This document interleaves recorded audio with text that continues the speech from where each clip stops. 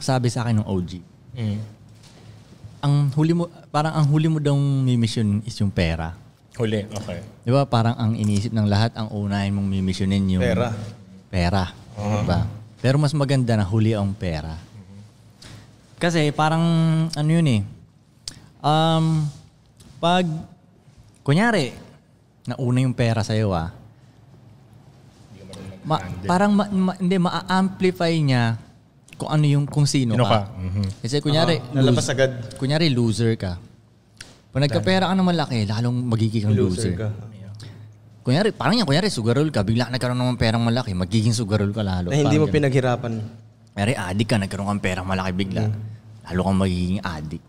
So, kung parang, ang point niya doon, parang... Sarili muna. Kung astig ka na agad, bilang nagkapera ka pa, yun. Lalo kang aastig. Nagigets mo? Parang ganun.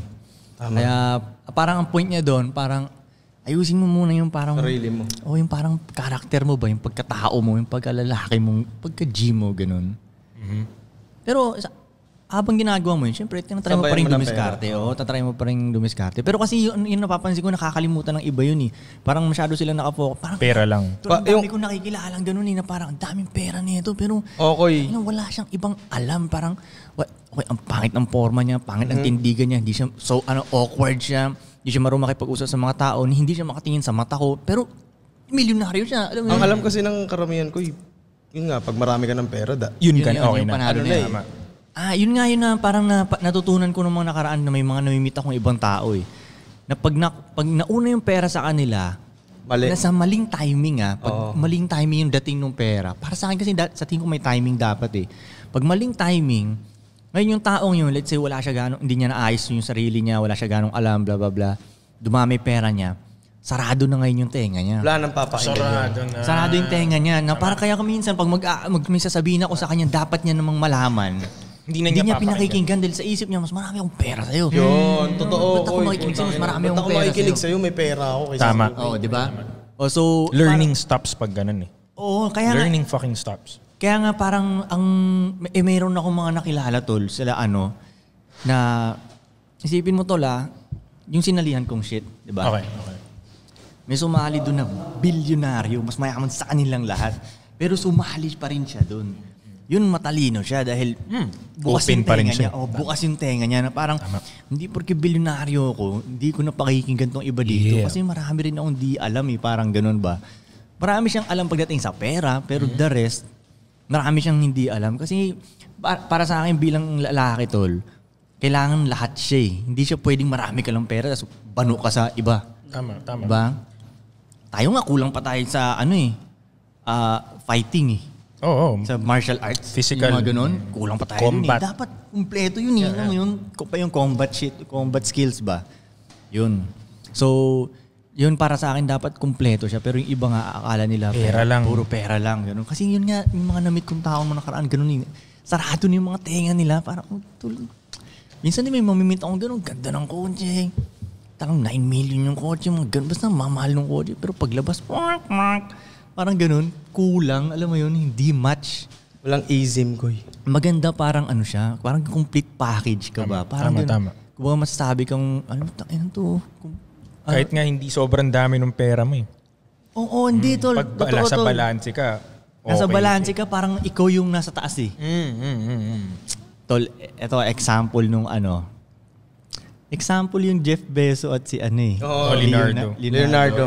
Example yun Jeff Bezos. Kasi si Jeff, sobrang dami naman. Alam mo na ako dun, di ba? Medyo na ka rin dyan, nabash. Nabash ako dun nung tunit ko yun.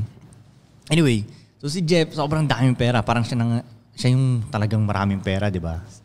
Pero nung nakikita sila ni Leonardo, yung babae ni Jeff, parang gustong sumama kay Leonardo. Parang ganun, di ba? Hindi na pinitignan si Jeff ko Hindi niya na tinitignan. Nakaganon na siya kay Leonardo. Walang ganun. Basta parang, ano ba yung inaano sa akin ng mga tao dun?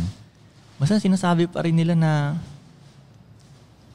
si Jeff pa rin yung lamang dahil siya ngayon maraming pera. Pero hindi Bandang huli. Alam mo, sa totoo lang, mas masakit nga sa loob ni Jeff yun na mas marami kang pera pero ayaw sa'yo ng babae mo. Tapos gustong sumama doon. Minsan kakalito yun, no? Mas masakit yun. Kasama mo yung More babae money, more tapos problems. gusto sumama doon sa isa. Harap-harapan niya pang ginawa sa'yo. No? Mas masakit yun. Ikaw na yung pinakamayaman. More meron money, ka more ng problems. industriya na ikaw yung pinaka.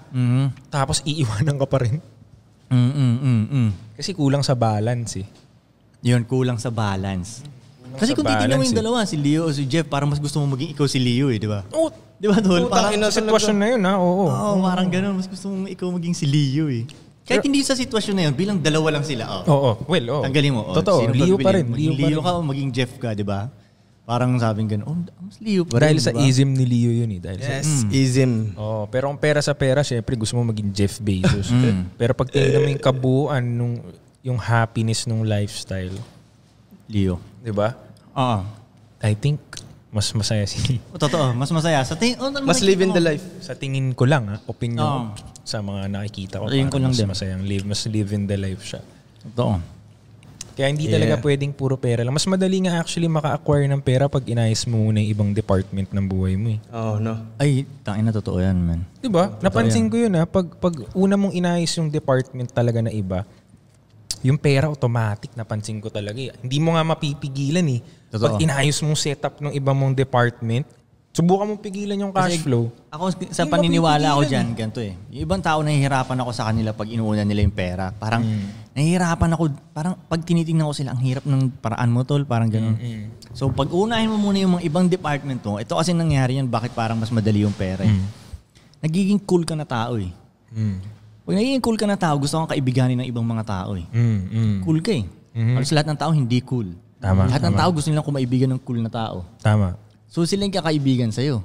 Ibig sabihin, no, may opportunities. Tama. Hindi mo alam kung sino yung magiging kaibigan mo. Hindi mo alam anong mabibigay sa'yo ng mga bagong kaibigan. Opportunities ang lalapit sa'yo eh. Tama. Tapos, babae yung lalapit din sa'yo. Tama. Eh yung babae niyo, pwedeng may dalang may opportunities din na, di ba? Right. So parang yun nga eh. Parang mas madaling... Lalo pag may mentor na lumapit sa'yo. Minsan ganun pa yung mangyayari.